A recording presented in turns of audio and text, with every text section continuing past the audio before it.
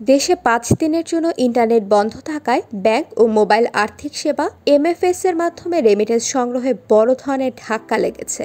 রেমিটেন্সের এই নেতিবাচক প্রবাহ দেশের বৈদেশিক মুদ্রার সঞ্চয় বা রিজার্ভের উপরও চাপ সৃষ্টি করতে পারে। এ অবস্থায় বেশ দুশ্চিন্তায় পড়েছে সরকার। নানা কৌশলে যে কোনো মূল্যে রেমিটেন্স বাড়াতে কাজ শুরু করেছে কেন্দ্রীয় ব্যাংক। নির্ধারিত রেটের চেয়ে বেশি দামে ডলার কিনতে মৌখিকভাবে নির্দেশ দেওয়া হয়েছে বলে একাধিক সূত্র জানিয়েছে।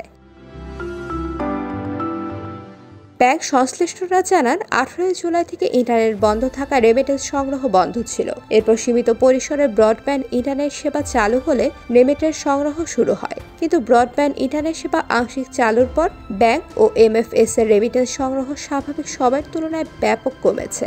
অথচ স্বাভাবিক সময়ে প্রতিদিন প্রায় ৮০ মিলিয়ন থেকে ১০০ মিলিয়ন ডলার রেমিটেন্স বাংলাদেশে পাঠানো হয়।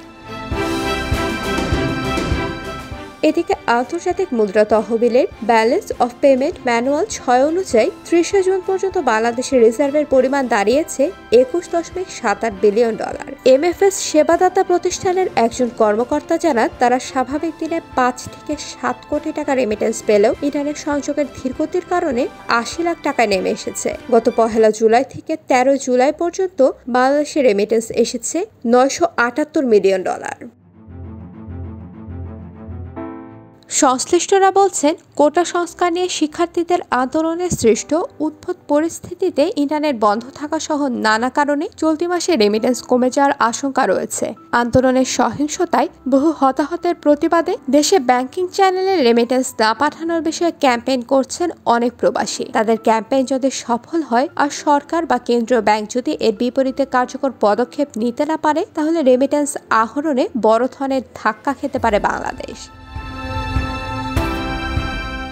এদিকে সাধারণত সপ্তাহের প্রথম কার্যদিবসে আগের সপ্তাহে রেমিটেন্সের হালনাগাদ তথ্য প্রকাশ করে বাংলাদেশ ব্যাংক, কিন্তু ২৮ জুলাই রোববার এ তথ্য প্রকাশ করেনি কেন্দ্রীয় ব্যাংক। তবে বাংলাদেশ ব্যাংকের নির্ভরযোগ্য সূত্রের তথ্য অনুযায়ী গত সপ্তাহে ১৯ থেকে ২৪ জুলাই দেশে রেমিটেন্স এসেছে মাত্র ৭ কোটি ৮০ লাখ ডলার। এর আগে ১ থেকে ১৮ জুলাই এসেছিল ১৪২ কোটি ২০ লাখ ডলার। এই হিসাব বলছে গত সপ্তাহে দেশে রেমিটেন্স আসা উল্লেখযোগ্য পরিমাণে কমে গেছে। IBTV USA News Desk।